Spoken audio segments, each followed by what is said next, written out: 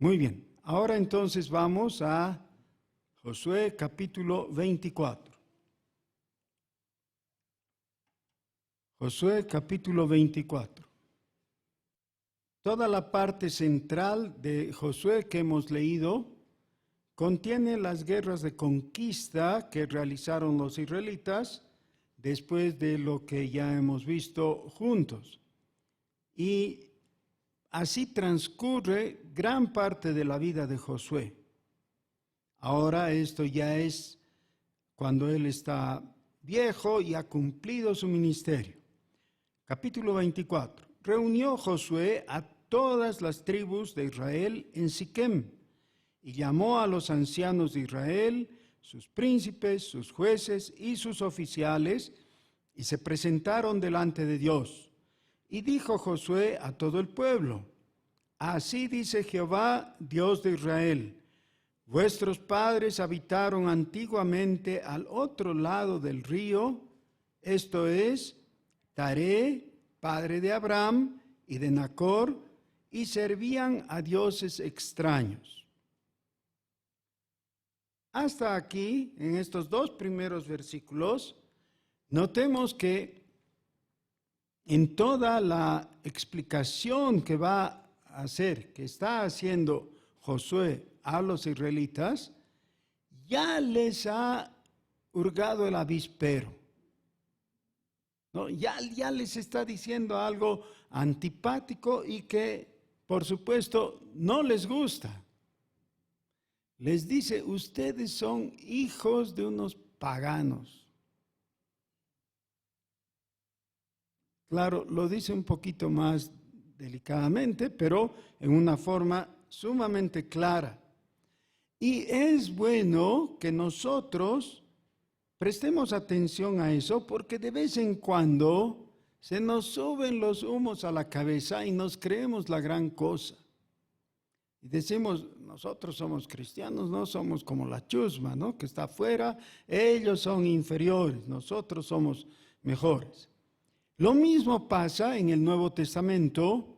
En Efesios capítulo 2, el apóstol Pablo dice: ustedes antes eran hijos de ira, hijos de desobediencia. Y Dios ha tenido misericordia y nos ha hecho hijos de Dios. ¡Qué cambio!, ¿no?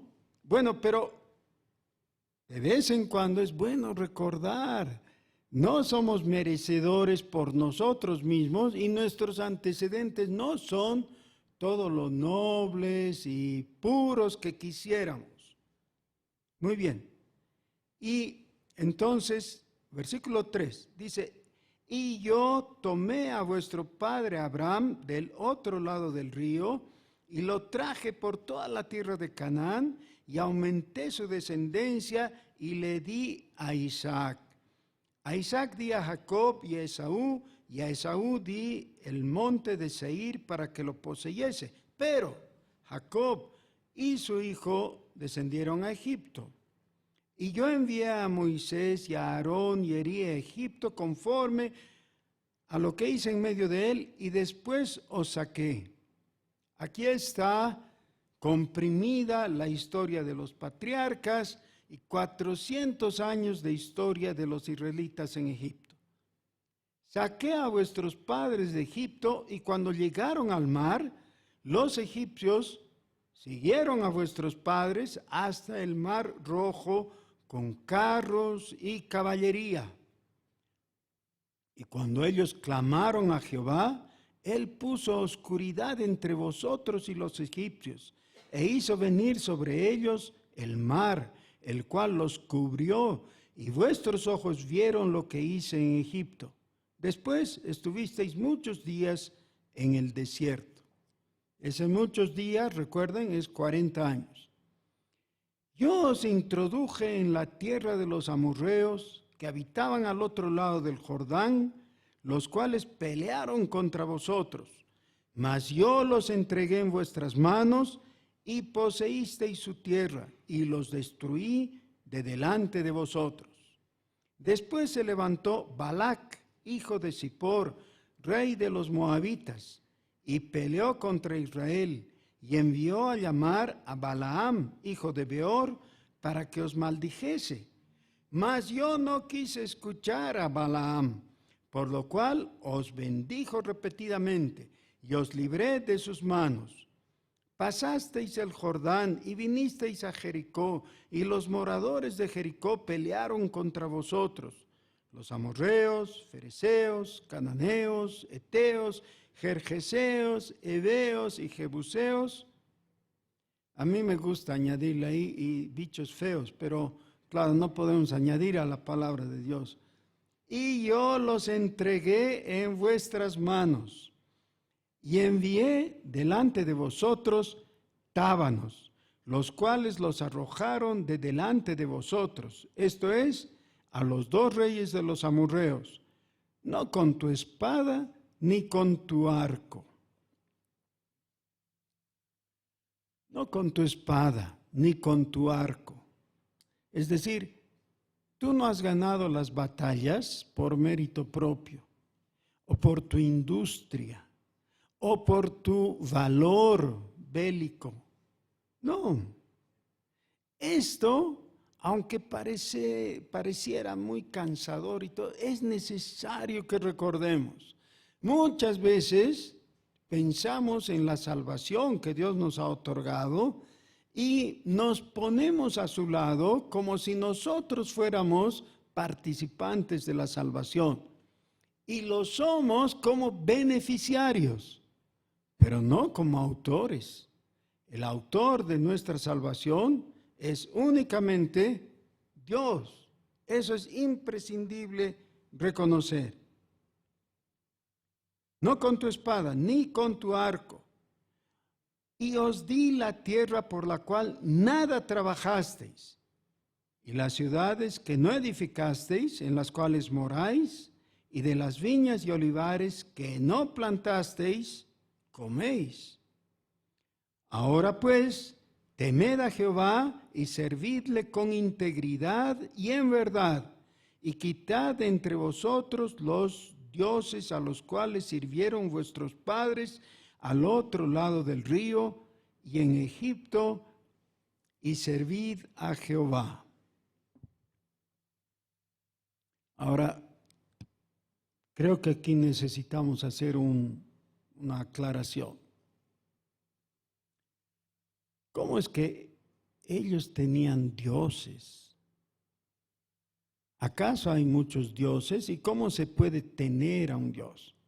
Bueno, se trata de una sinécdoque, es decir, una figura literaria en la que se refiere a los ídolos representantes de esos dioses paganos que ellos habían reunido, que seguramente adquirieron en Egipto o en el camino. ¿Y saben qué? Es bastante fácil que en el transcurrir de la vida la gente vaya reuniendo ídolos. Para ellos era algo más bien físico. ¿Ya? Los diosesillos, que gracias a la arqueología ahora se conoce, cananeos, eran de más o menos 30 centímetros, ese es el promedio. Y eran dioses familiares que solían tener, igualmente los egipcios. Bueno, el hecho de que sea algo físico hace que resulte muy claro, muy fácil de demostrar. Eran personas idólatras. Nosotros podríamos decir, pero nosotros no tenemos ni siquiera un escapulario. No usamos nada que se nos pueda acusar. Sí, nada en lo físico. ¿Y en nuestros corazones? Porque en la definición más básica, un Dios es aquel al que le rindes culto. Y tenemos que reconocer que muchos de nosotros tenemos ídolos. Algunos abiertamente lo dicen cuando son fanáticos de un artista. Dicen, es mi ídolo. Y dirán, bueno, pero eso es solamente una figura literaria. En realidad, quiere decir solamente que me gusta mucho. Bueno, entonces di, me gusta mucho. Pero si dices que es tu ídolo, ya estás usando mal las palabras. Y a veces no es que estás usando mal las palabras, sino que realmente es así. Porque si un artista o un futbolista o cualquiera, o tu propio hijo, o tu marido, o tu esposa, ocupa el centro de tu corazón, es tu ídolo y es tu Dios. Estás en falta. Porque en el corazón mismo de toda la Escritura, tanto el Antiguo como el Nuevo Testamento, la idolatría es el pecado por el cual Dios ha desestimado al pueblo de Israel y a los paganos en el Nuevo Testamento. Es decir, no se puede tener un Dios que no sea el verdadero y quedar de a buenas con el Dios de los cielos. Si quieres estar en reconciliación, si quieres vivir en paz con el Dios único, tiene que ser tu único Dios. Porque si tienes otro Dios, no importa la forma que tenga. No importa su origen, pero si está en el centro de tu corazón, es tu Dios. Tienes que dejarlo. Ahora, la tentación es que entonces nosotros empezamos a mirar a la persona de al lado. Dice, este sí que tiene un ídolo. No, pero no es para que juzgues al de al lado, es para que pienses en ti mismo. La instrucción es, quiten a los dioses falsos del otro lado del río y servid a Jehová. Ahora, alguien podría decir, ya, muy bien, yo voy a sacar todos los ídolos y ya estoy libre. ¿Saben qué? El Señor Jesús tiene una enseñanza muy interesante que está en los evangelios sinópticos. Y dice que cuando una persona está habitada por un demonio y alguien echa fuera ese demonio, hay un vacío sumamente peligroso. Porque después de un tiempo, si ese lugar no ha sido ocupado, ese demonio va a volver con 7 amigotes. Y el postrer estado de esa persona va a ser peor que al principio. ¿Qué significa esto? Que si dejas vacía la casa, el enemigo la va a llenar.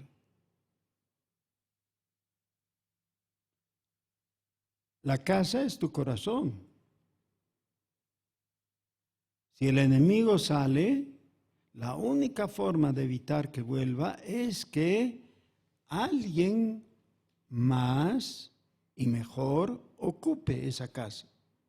Y el único que puede ocupar esa casa y defenderte es el Espíritu Santo. Por eso el Señor Jesús dice, buscad y hallaréis, pedid y se os dará, tocad y se os abrirá.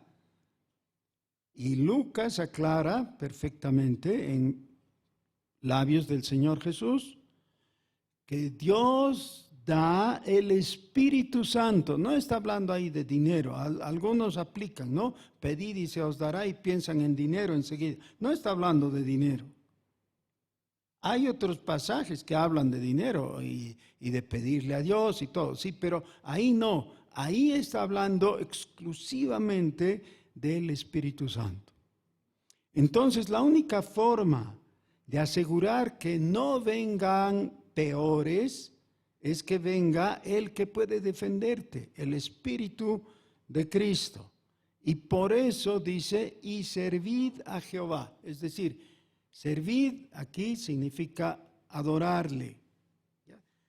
Quiten los dioses falsos y adoren a Dios. Eso dice el versículo 14. Y si mal os parece servir a Jehová, escogeos hoy a quien sirváis. Si a los dioses a quienes sirvieron vuestros padres cuando estuvieron al otro lado del río, o a los dioses de los amorreos en cuya tierra habitáis. Pero yo y mi casa serviremos a Jehová. Versículo 15, la segunda parte, o la última parte. Y yo quiero que la memoricemos y la repitamos. Entonces es Josué 24:15. Pero yo y mi casa serviremos a Jehová. Los que no creen, cállense, por favor. Pero los que creen, únanse a mí. Vamos a repetir. Josué 24:15. Pero yo y mi casa serviremos a Jehová. Muy fácil, muy cortito, ¿no?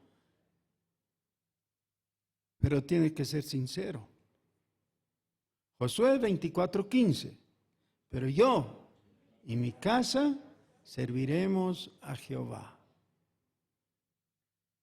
En el Nuevo Testamento queda muy claramente establecido que el varón, cabeza del hogar, es responsable de esto. Junto con su esposa tienen que guiar a la familia en los caminos del Señor.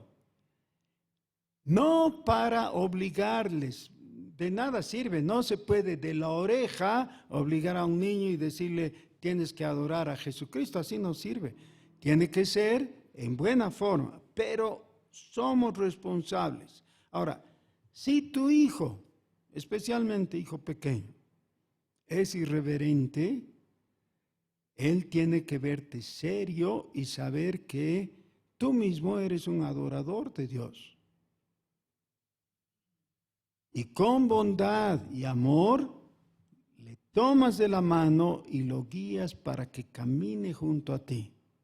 Y hay algunas cosas que en el medio natural, en las formas naturales, nosotros hacemos tomando la decisión por los hijos. Por ejemplo, a los pocos días de haber nacido, nosotros vamos al registro civil y los inscribimos. ¿Quién escoge el nombre de tu hijo? Tú. Tú lo inscribes y tú le pones el nombre. ¿Por qué haces eso? Porque él no puede todavía. Es una decisión que tú tomas, pero es a su favor. Porque a raíz de eso ya legalmente es alguien. Más tarde, cuando está en la edad correspondiente, como 5 años más o menos, tienes que llevarlo a la guardería o al prekinder o algo de eso e inscribirlo, ¿no es cierto? Y le consultas, le dices, hijito, ¿tú quieres ir a la guardería? ¿Sí? Claro que no, qué tontería, ¿cómo? Tú tomas la decisión, ya, y luego para el colegio, y luego más adelante, toda la etapa de su niñez, tú tomas la decisión. Y por eso el patrón está establecido aquí. Josué dice, pero yo, pero no solito, y mi casa, serviremos a Jehová. Otra vez, Josué 24:15. Pero yo y mi casa serviremos a Jehová. Y si por lo menos eso se queda grabado en nuestro corazón y se convierte no en un conocimiento, sino se desarrolla hasta volverse un propósito, ya habremos avanzado muchísimo, muchísimo. Entonces el pueblo respondió y dijo: nunca tal acontezca que dejemos a Jehová para servir a otros dioses. Porque Jehová nuestro Dios es el que nos sacó a nosotros y a nuestros padres de la tierra de Egipto, de casa de servidumbre, el que ha hecho estas grandes señales y nos ha guardado por todo el camino por donde hemos andado y en todos los pueblos por entre los cuales pasamos. Y Jehová arrojó de delante de nosotros a todos los pueblos y al amorreo que habitaba en la tierra.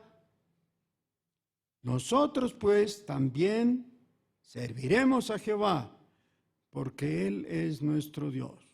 Y este es uno de esos escasos y pequeños momentos en la historia en que el pueblo escoge bien y decide bien. Entonces Josué dijo al pueblo: no podréis servir a Jehová, porque Él es Dios santo y celoso. No sufrirá vuestras rebeliones y vuestros pecados. Si dejareis a Jehová y sirviereis a dioses ajenos, Él se volverá y os hará mal y os consumirá después que os ha hecho bien. El pueblo entonces dijo a Josué: no, sino que a Jehová serviremos. Y qué bien, han decidido bien. ¿Qué resultó de eso? Esa generación y la siguiente vivió bien. Eso es lo que dice justamente el siguiente libro, que es el libro de los Jueces. Dice capítulo 1, versículo 1. Aconteció después de la muerte de Josué que los hijos de Israel consultaron a Jehová y todo eso. Y cuenta. Y nos muestra que esa generación le fue bien porque escogió bien. Infelizmente, nosotros solamente podemos decidir en el presente y afectar en nuestro tiempo. No podemos ir más allá. Versículo 22. Y Josué respondió al pueblo: vosotros sois testigos contra vosotros mismos de que habéis elegido a Jehová para servirle. Y ellos respondieron: testigos somos. Quitad pues ahora los dioses ajenos que están entre vosotros e inclinad vuestro corazón a Jehová, Dios de Israel. Y el pueblo respondió a Josué: a Jehová nuestro Dios serviremos, y a su voz obedeceremos. Entonces Josué hizo pacto con el pueblo el mismo día y les dio estatutos y leyes en Siquem. ¿Saben qué? Yo quisiera que aquí termine la Biblia. Si aquí terminara la Biblia, podríamos agregar nosotros una frase: y vivieron felices. Como terminan los cuentos, ¿no? Colorín colorado, y vivieron felices. Así sería. Infelizmente, tenemos todo el libro de los Jueces, que es sumamente deprimente, ¿no? Es ver cómo el hombre falla una y otra vez, y Dios tiene misericordia, pero por lo menos ahora, en este momento histórico que estamos observando, podemos alegrarnos, ¿ya? Esa generación, es decir, la segunda generación después que salieron de Egipto, esa generación decidió bien. y obedeció a Dios y vivió bien y recibió el premio de su obediencia también. Qué lindo. Dice que entonces Josué hizo pacto con el pueblo y les dio las leyes. Versículo 26, y escribió Josué estas palabras en el libro de la ley de Dios, y tomando una gran piedra la levantó allí debajo de la encina que estaba junto al santuario de Jehová. Y dijo Josué a todo el pueblo, he aquí esta piedra nos servirá de testigo, porque ella ha oído todas las palabras que Jehová nos ha hablado. Será pues testigo contra vosotros, para que no mintáis contra vuestro Dios. Y envió Josué al pueblo, cada uno a su posesión. Después de estas cosas, murió Josué, hijo de Nun. Y así termina el libro de Josué.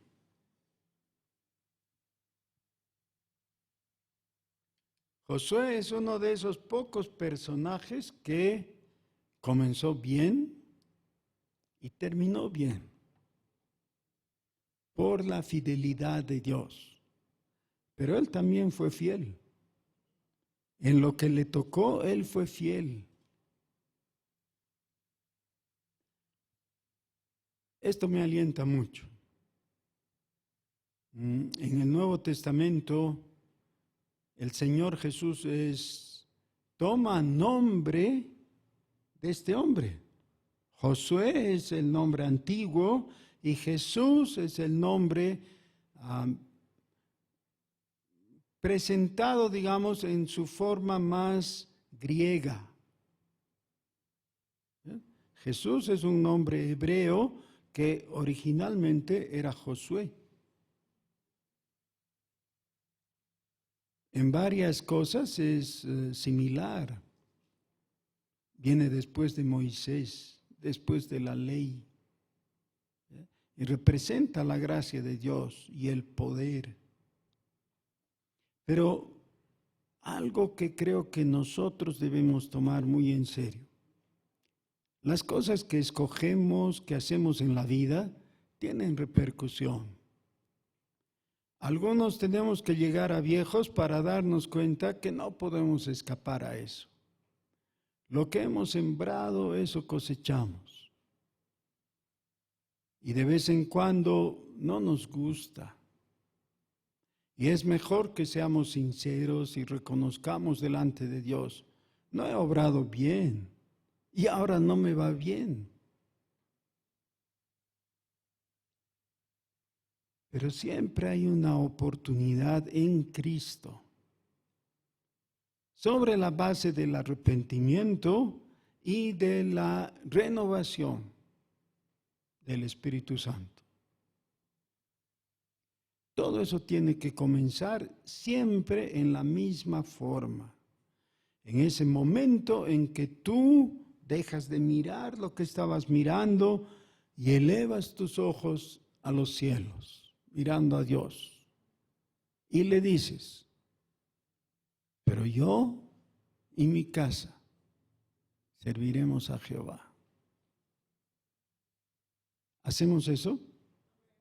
Pongámonos de pie, por favor. Te damos muchas gracias, Señor, porque no hay mejor cosa que caminar contigo. Y no hay mejor inversión en esta vida que adorarte. Porque nada hay mejor que estar contigo, Señor. Bendecimos tu nombre. Señor, nosotros tenemos más ventaja que el pueblo de Israel en ese momento histórico. Tenemos al Espíritu Santo. Tenemos tu gracia y tu revelación completa en la Biblia. Señor, afirma nuestros corazones. Haz que nuestro propósito sea realmente genuino y estable, inalterable, porque tu palabra dice que hay bendición para los que aman a Jesucristo con amor inalterable. Que así sea nuestro amor por ti. Te lo pedimos en el nombre de Jesús. Amén.